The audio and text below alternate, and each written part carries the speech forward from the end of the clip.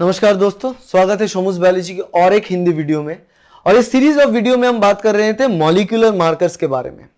हमने RFLP के बारे में बात किया, RAPD के बारे में बात किया, SNP के बारे में बात किया। अभी हम बात करने वाले हैं AFLP के बारे में। ठीक है, तो AFLP क्या है? Amplified fragment length polymorphism. Amplified fragment length polymorphism. अब ये एम्प्लीफाइड फ्रैगमेंट लेंथ पॉलीमॉर्फिज्म क्यों कहलाता है, क्या प्रॉपर्टीज है और कैसे किया जाता है, चलिए देखते हैं। देखो, ये AFLP बेसिकली एक कॉम्बिनेशन है RFLP और RAPD का। मैंने क्यों ऐसा कह रहा हूं, मैं अभी एक्सप्लेन करता हूं आपको। RFLP में हमने देखा कि ये डोमिनेंट मार्कर था, एलिलिक वेरिएशन ये डिस्टिंग्विश नहीं कर पाया, मगर ये पॉलीमॉर्फिक और मोनोमॉर्फिक डीएनए में डिस्टिंग्विश कर सकता है। सिमिलरली AFLP भी एक डोमिनेंट मार्कर है और ये भी एलिलिक डिफरेंशिएशन नहीं कर पाएगा, मगर ये भी पॉलीमॉर्फिक डीएनए से मोनोमॉर्फिक डीएनए को अलग कर सकता है। और क्यों RAPD कहा? क्योंकि RAPD एक ऐसा टेस्ट है जहां पर हम PCR यूज किया था। RFLP में PCR यूज नहीं होता है, नॉन PCR बेस्ड है, मगर RAPD PCR बेस्ड है। तो RAPD से PCR को ले लिया और RFLP से रेस्ट्रिक्शन एंडोन्यूक्लियस जो डाइजेशन होता है उसको ले लिया। तो ये दोनों चीज को हम कंबाइन करने के बाद AFLP को डिटेक्ट कर सकते हैं। समझ आया अभी बात? तो अभी AFLP में क्या होता है, क्या स्टेप्स है, क्या प्रोसेस है? अगेन क्यों करते हैं हम? क्योंकि हम प्लांट्स, अलग अलग प्लांट्स के बीच देखना चाहते हैं कि अलग अलग same species, same crops, particularly जो फूड क्रॉप्स है उसमें क्या डिफरेंसेस हैं। जिस डिफरेंसेस के वजह से एक ड्रॉट टॉलरेंस ज्यादा है और एक से, जिस डिफरेंसेस के वजह से एक का जो राइस का जो साइज है वो लंबा है और एक से। तो ये सारी इंपॉर्टेंट चीजें हैं। सिमिलरली एनिमल ब्रीडिंग में भी यूज होता है, अलग अलग नए एनिमल तैयार करने के लिए, डॉग ब्रीडिंग में या फिर अलग अलग जगह पे एनिमल ब्रीडिंग करने के टाइम पे भी, कि उन सारे स्पीसीज सेम है मगर उसमें क्या डिफरेंस है, किस वजह से एक जो पर्टिकुलर फीचर हमें चाहिए उस फीचर को हम पर्टिकुलरली सिलेक्ट कर सकते हैं। वो AFLP मॉलिक्यूलर मार्कर को यूज करके कर सकते हैं। तो ये AFLP मार्कर को यूज करने के लिए मैंने बताया आपको, ये डोमिनेंट मार्कर है, PCR भी यूज होता है, रेस्ट्रिक्शन डाइजेशन भी यूज होता है। ठीक है, अभी बात करते हैं कि कैसे किया जाता है, क्या स्टेप्स है इसका।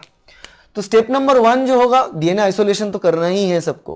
तो DNA आइसोलेशन मतलब जिस पर्टिकुलर DNA के अंदर हम इस मार्कर को ढूंढना चाहते हैं उसको आइसोलेट करेंगे।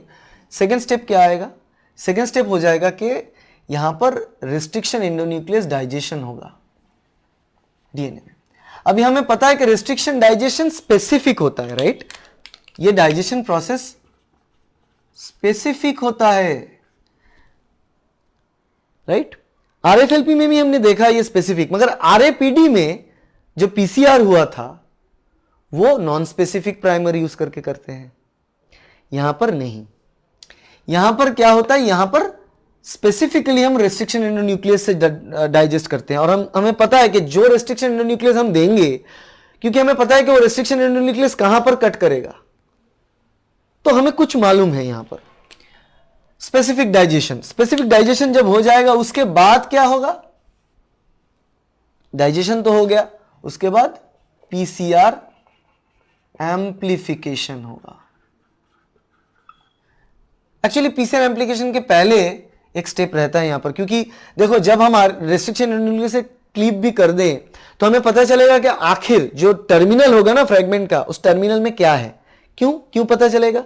याद करो, रेस्ट्रिक्शन एंडोन्यूक्लियस पर्टिकुलर जगह पे काटता है तो हमें तो पता चलेगा ना वो स्टिकी एंड है या क्या है, और उसमें कौन से सीक्वेंस है बेस का, वो हमें पता चलेगा।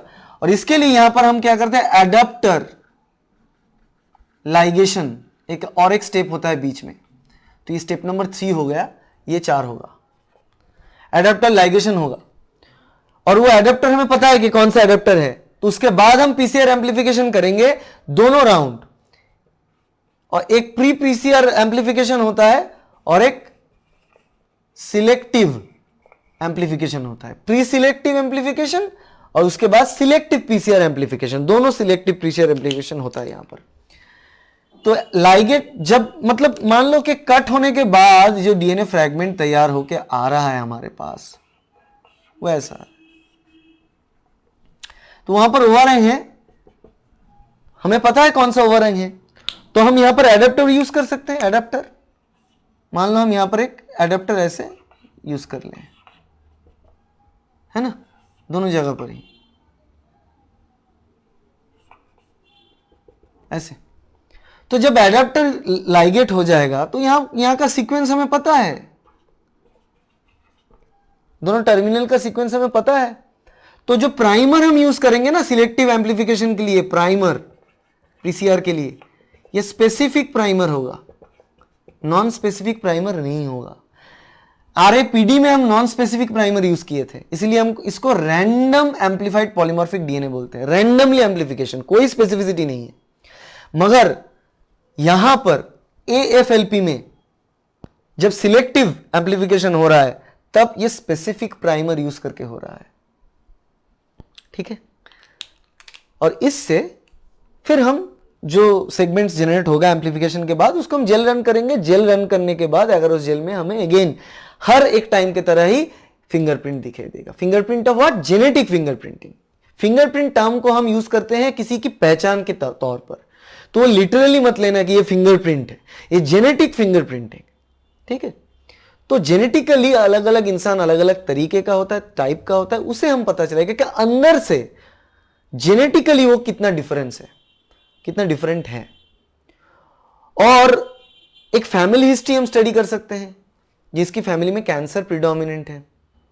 इससे हमें यह पता चल सकता है कि कौन से एज में ये होता है, कौन सी पर्टिकुलर सेगमेंट के लिए ये हो रहा है, कौन सी पर्टिकुलर जीन के लिए हो रहा है।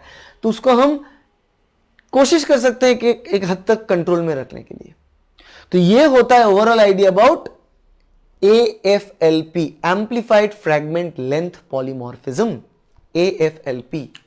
और ये AFLP जैसे कि मैंने कहा RFLP और RAPD की कॉम्बिनेशन है, और इससे हमें ये सारी चीजें पता चलेगा। मगर ये डोमिनेंट टाइप है, पीसीआर यूज होता है, रेस्ट्रिक्शन एंजाइम भी यूज होता है।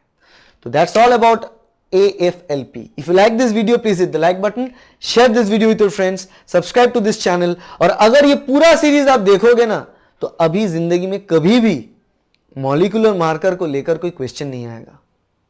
Thank you, bye.